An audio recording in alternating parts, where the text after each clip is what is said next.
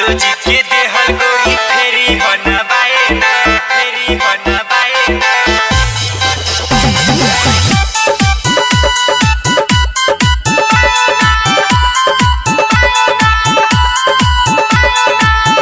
Mix बार rhythm studio Daraunda. Yadav ji के देहल गोरी फेरी हो न बायना, फेरी हो न बायना, फेरी हो न बायना। यादव जी के देहल गोरी फेरी हो न बायना, फेरी हो न बायना, फेरी हो न बायना। नहीं तो ओही में को दी है पायना, नहीं तो ओही में को दी है पायना, दी है पायना। यादव जी के देहल गोरी फेरी हो न बायना, फेरी हो न बायना, फेरी हो न बायना। यादव जी के देहल गोरी फेरी हो न बायना, फेरी हो न बायना, फेरी हो न बायना।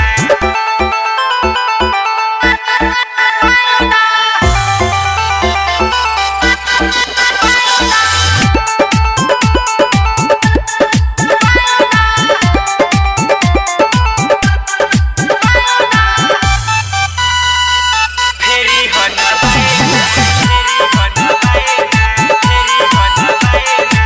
गरम मिजाज होला जादो जी के जानता सब कोई। प्रभु जहिया पाले तून का नस जवनिया होई, नस जवनिया होई। गरम मिजाज होला जादो जी के जानता सब कोई। प्रभु जहिया पाले तून का नस जवनिया होई, नस जवनिया होई। बतिया के हमारा समझली हो मायना, बतिया के हमारा समझली हो मायना। नहीं तो ओही में को दी है पायना, नहीं तो लहंगा में को दी है पायना। यादव जी के देहल गोरी फेरी हो न बायना, फेरी हो न बायना, फेरी हो न बायना। यादव जी के देहल गोरी फेरी हो न बायना, फेरी हो न बायना, फेरी हो न बायना।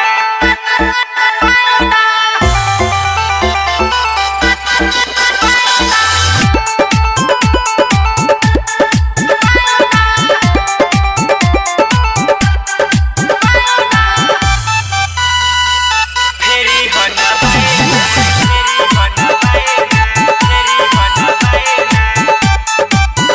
मिक्स बार रिदम स्टूडियो दरौंदा।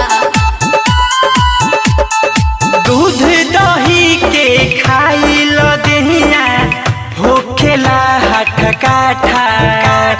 कृष्णा बसंत प्रकाश मुना महदी है तो हर माठा, महदी है तो हर माठा।